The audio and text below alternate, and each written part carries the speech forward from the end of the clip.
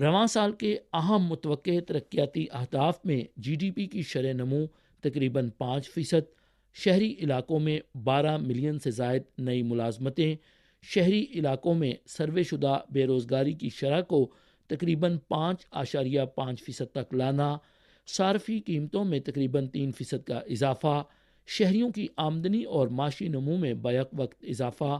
بنیادی ادائیگیوں کا توازن 1.3 ٹریلین سے زائد،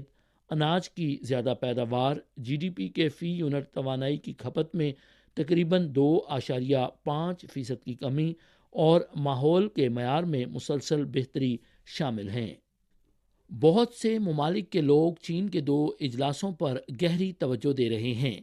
اور وہ امید ظاہر کرتے ہیں کہ ان اجلاسوں سے مزید مثبت اشارے جاری ہوں گے۔ کانگو کے صدر برازاویل ساسو کا کہنا ہے کہ صدر شی جن پنگ کی طرف سے